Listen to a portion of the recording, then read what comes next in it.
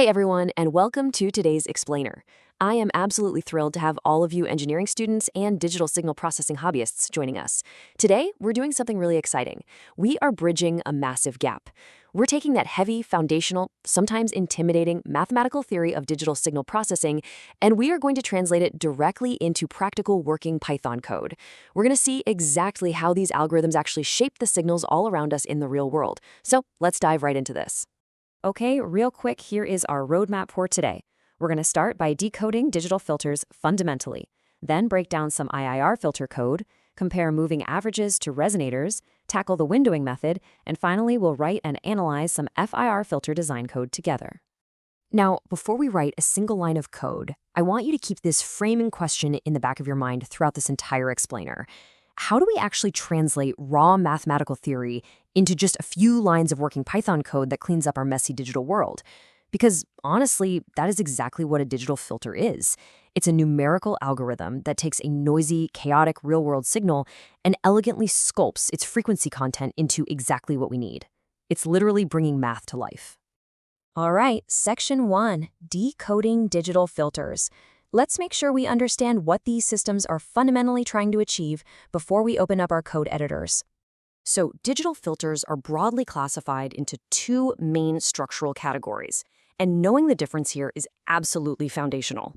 We have FIR, which stands for Finite Impulse Response, and IIR, which stands for Infinite Impulse Response. The absolutely crucial characteristic separating them is feedback. IIR filters rely on previous output samples. They feed back into themselves. This makes them incredibly computationally efficient for complex frequency shaping. Like if you need a notch filter to block a very specific 50 Hz hum from a power line, IIR is your go-to. But because of that feedback, their impulse response basically continues indefinitely, which introduces a very real risk of the system becoming unstable. On the flip side, FIR filters use absolutely zero feedback. Their output depends solely on current and past inputs. And because of this, their impulse response naturally settles to zero in a finite amount of time, making them inherently, wonderfully stable. You're going to see FIR architectures heavily used in real-world applications like smoothing out jumpy time series data using moving averages. Now, take a look at this. This brilliantly illustrates the harsh reality of filter design. See that bold, right-angle, blocky line? That is what we call a brick wall ideal filter. In theory, it perfectly passes the frequencies we want and absolutely obliterates the ones we don't. But here's the catch. Mathematically and physically, that perfect brick wall is impossible to actually build in the real world. Instead, we have to deal with the practical curve, the red one you see here. Notice the passband on the left. In an ideal world, the magnitude there is perfectly flat. But in practice, we get this wavy, bumpy passband ripple. Then, we can't just drop straight down off a cliff. We have a transition band that smoothly rolls off toward the stop band. And even when we get to the stop band, where we want absolutely zero signal energy, we still have stop band ripple, a tiny bit of high-frequency leakage. Basically, every single filter we design in Python today is going to be an exercise in managing these three regions. We want to control the ripple, tighten up that transition band as much as possible, and maximize our stop band attenuation. Moving on to Section 2, Breaking Down IIR Filters. We're going to look at the absolute most fundamental structure in the IIR family and see exactly how it behaves in code. A first-order IIR filter is literally the simplest infinite structure you can build. It involves only one previous output sample, which means it has exactly one pole. Mathematically speaking, its transfer function is 1 over 1 minus z to the negative 1. Because it constantly feeds its very last output directly back into its next calculation, its impulse response never truly dies out. It just keeps going indefinitely. Let's see how we actually build this thing in Python. All right, so the crucial part of this Python snippet is how we define the filter's underlying math. First, we're importing scipy.signal. If you're doing DSP in Python, this is your primary toolkit. It's an absolute powerhouse. Look at lines 8 and 9. We define our num array as just 1 and our den array as 1, negative 1. Believe it or not, this is our entire transfer function. The numerator array represents our feed-forward coefficients, and the denominator array represents our feedback coefficients. Because we have a negative 1 sitting in that denominator array, boom, we have recursive feedback.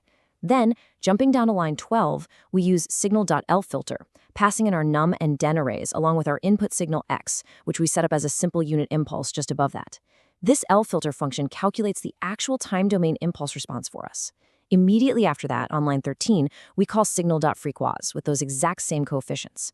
This function is basically magic. It takes those arrays and instantly computes the complex frequency response, returning W for our angular frequencies and H for the complex magnitude and phase. And what's really amazing is how perfectly these Python functions map directly to visual understanding. Let's break down the 4 plots we just generated. Up in the top left, we've plotted the output of our L filter function. Just look at it. It's a solid wall of blue dots locked exactly at 1.0. This is our impulse response, and it's acting as a perfect unit step function. It never decays, it just stays on forever. Now jump down to the bottom left. This is the pole 0 plot. See that X? That is our single pole. And notice it is sitting directly on the dashed line of the unit circle. In discrete time systems, for a filter to be strictly, undeniably stable, all poles must be inside that circle.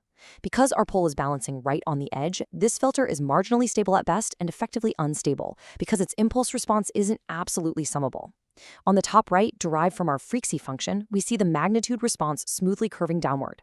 It passes those low frequencies near 0 and aggressively cuts the high frequencies, basically acting as a simple low-pass filter. And down on the bottom right, the phase response shows a relatively linear shift across the spectrum. Let's keep moving. Section 3, moving averages and resonators. We are going to contrast 2 completely different design objectives here and see how their code and their plots differ drastically. So on one side of the ring, we have the moving average filter. This is a classic FIR architecture. Because it uses absolutely zero feedback, it is strictly, unshakably stable. It's an all-zero design, meaning there are no poles hiding outside the origin waiting to cause instability. In the real world, you'd use this to smooth out jumpy, chaotic time series data. Think smoothing out stock market prices or calming down a really noisy temperature sensor. On the other side, we have the digital resonator. This is an IR architecture, and its entire purpose in life is to be highly, incredibly selective. It uses a pair of complex conjugate poles to actively target and amplify one single specific frequency while ignoring everything else. This is exactly the kind of math sitting inside AM and FM demodulators and radios, tuning into one specific station. Let's look at the Python code for a simple 3-point moving average filter. Look closely at lines 8 and 9 again. Our nom array is 1/3, 1/3, 1/3. This simply means our output is a combination of the current input and the 2 previous inputs, all weighted equally at roughly 33%. It's literally just taking the average of 3 adjacent data points. But the real giveaway, the most important part here, is line 9, den equals 1. The denominator array has only a single 1. There are no other coefficients whatsoever. This guarantees that there is absolutely zero recursive feedback happening. This single line of code is how we guarantee we're building a finite impulse response filter. And just like before, we pass these into signal.lfilter for the time domain and signal.frequency for the frequency domain. And check out how the resulting plots perfectly demonstrate this filter's inherent stability. Look at the impulse response in the top left. We get exactly 3 points sitting at 0.33, and then it drops completely to 0 and just stays there, dead flat. This is the very definition of a finite impulse response. It settles instantly. In the bottom left pole 0 plot, notice we have absolutely no x's, no poles, except implicitly hiding at the origin. Instead, we have 2 circles, which represent our zeros. And crucially, they sit exactly on the unit circle. Now see how those zeros affect the magnitude plot on the top right. Wherever a 0 sits right on the unit circle, the magnitude response drops into a massive deep canyon, which we call a null. Because these zeros are located in the higher frequency regions, this moving average filter actively destroys high-frequency noise, acting as a very stable, highly effective low-pass filter. Plus, that bottom right phase plot shows perfect linear phase before wrapping, which ensures our signal isn't time-distorted as it passes through. All right, switching gears completely, let's look at the digital resonator code. Here, we want to isolate a single frequency, so we need that IIR feedback. On line 8, we establish a really critical parameter, r equals 0.9. This is the radius, meaning the distance from the origin on our pole 0 plot. It absolutely must be less than 1 to keep the system mathematically stable. We set our sampling frequency fs to 100 and our target cutoff frequency fc to 10. We quickly convert that to an angular frequency w down on line 11. Now look at our coefficients on lines 12 and 13. Num is just 1. But den is 1, -2 r np.cos r squared. We are actively calculating complex feedback coefficients using our radius and our target frequency. This specific mathematical structure guarantees we create 2 complex conjugate poles mathematically forced to hover right exactly at our target frequency. Because those poles are placed exactly where they are, which you can clearly see in the bottom left pole 0 plot as two X's sitting at a radius of 0.9, safely just inside the unit circle. Our filter behaves radically differently. Look at the magnitude plot on the top right. This isn't a gentle curve, it's a massive, sharp mountain peak erupting exactly at a normalized frequency of 10. It is a highly selective, incredibly narrow bandpass filter. And check out the impulse response on the top left. When we hit this specific filter with a single impulse, it literally rings. It creates this beautiful, damped oscillation.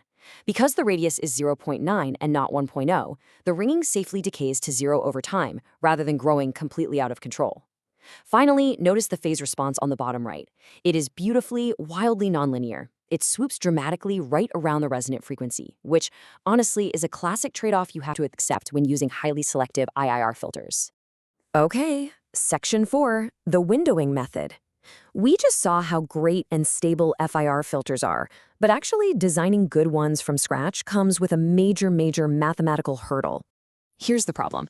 If you try to calculate the mathematical ideal for an FIR low-pass filter, the resulting equation requires an infinite number of coefficients. It spreads infinitely backward and forward in time.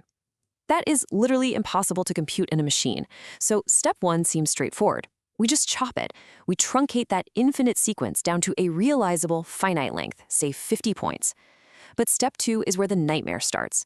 Chopping the sequence abruptly acts like a violent shock to the mathematical system, causing massive, highly undesirable ripples and overshoots in the frequency response. This is known in DSP as the Gibbs phenomenon. And the crazy paradoxical thing is, just making the filter longer doesn't get rid of the ripples at the cutoff edge. They stubbornly stay there. So step 3 is our elegant, brilliant solution, the windowing method. Instead of an abrupt, harsh chop, we multiply our truncated coefficients by a symmetrical window function. Think of it like taking a piece of wood you just sawed in half and sanding down the rough edges.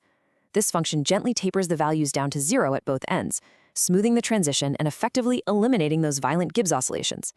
And this slide brilliantly illustrates our different window choices and the engineering trade-offs we have to make. In the top graph, you're seeing the physical shapes of the windows in the time domain. That harsh blue line is the rectangular window. That's the abrupt chop with absolutely no tapering. The orange, green, red, and purple curves represent the Hahn, Hamming, Blackman, and Kaiser windows. Notice how they all gracefully curve and taper down to near 0 at the edges. Now look at the bottom graph, the frequency response. The blue rectangular window gives us the steepest, narrowest drop-off right in the center, which we call the main lobe. But look at those massive, bouncy side lobes flailing around. Those are the Gibbs ripples, and they mean you are going to get terrible stopband rejection.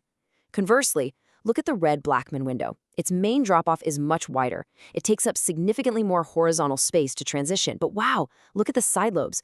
They are completely crushed down to nearly minus 100 decibels. It suppresses those unwanted ripples incredibly well, but at the cost of a much wider transition band. Choosing a window is always a balancing act between transition sharpness and stopband attenuation. Finally, let's move to Section 5, FIR Filter Design Code. Let's take all of this windowing theory we just learned and build a proper professional-grade FIR filter right in Python. So here's how we set up the core parameters for our target filter. Let's say we want to build a low-pass filter for a standard audio range signal. First, on line 5, we set our real-world sampling frequency, fs, to 8,000 Hz. We want our passband edge, PBE, to sit at 1,500 Hz. That's on line 7. But remember, we can't have a perfect brick wall, so we're going to allow a transition width, TW, of 500 Hz on line 6. Now, lines 9 and 10 are absolutely vital. Here, we are calculating the required filter order, M. For a Blackman window, this theoretical rule of thumb is that the transition width relates to 12 times pi divided by M. In our actual Python code, we use a practical approximation. M equals 6 times the sampling frequency divided by the transition width. We round that out, add 1, and that math gives us the exact precise number of taps, or coefficients, our filter needs to achieve the sharpness we've requested. We then calculate our absolute cutoff frequency, FC, right smack in the middle of our transition band on line 12. And this right here is where the magic happens. Look at the block starting on line 14. We are calling signal.furwin. This one single function encapsulates all that complex calculus of the windowing method for us. We pass it numtaps, which we've literally just calculated. We pass it our calculated cutoff frequency. And on line 17, we explicitly pass the string Blackman. Why did we choose Blackman? Well, let's say our design spec required a stop and attenuation of greater than 50 decibels. Based on our theory tables, a Hamming window hits about 53 dB, which is cutting it close, but a Blackman window safely hits around 74 dB, ensuring we thoroughly, completely crush any high-frequency noise. We specify pass_0 equals low pass to define the filter shape, and we pass the sampling frequency fs. The function then returns the array A, which contains all our perfectly tapered, ready-to-use filter coefficients. On line 23, we immediately feed A right into signal.freq to generate the complex response H so we can visually verify our design. And the output plots confirm our success absolutely perfectly. Look at that top magnitude plot. The flat line stays locked right at 0 decibels all the way to our passband edge at 1500 Hz, marked by the red dashed line. Then it smoothly but rapidly plummets. By the time it hits our stopband edge at 2000 Hz, marked by the purple dashed line, it has fallen well past -50 decibels. The Blackman window has done exactly what we asked, crushing the stopband ripples deep into the negative digits. And look at the phase response on the bottom. It is a perfectly straight, descending line across the entire passband. This linear phase is the absolute hallmark of a symmetric FIR filter. It guarantees that all the audio frequencies we are trying to keep will arrive at the output at the exact same relative time, preserving the structural integrity of the complex wave. Absolutely no time distortion. To wrap up this explainer, I want to leave you with a bit of a post-lab challenge. We just built a very successful low-pass filter using a fixed Blackman window. But I want you to take what we've just learned, look back at the code we wrote, and really think about how these plots would change if you had to code a 50th order high-pass filter instead. And instead of a rigid Blackman window, what if you used a flexible Kaiser window, where you can actually tune the beta parameter to manually trade off between the transition width and the side lobe ripple? How would that change the parameters you feed into Ferwin, and what would the resulting linear phase slope actually look like? Thank you so much for joining me on this deep dive from heavy signal processing theory all the way down to real-world Python implementation. Keep experimenting, keep coding, and I'll see you in the next explainer.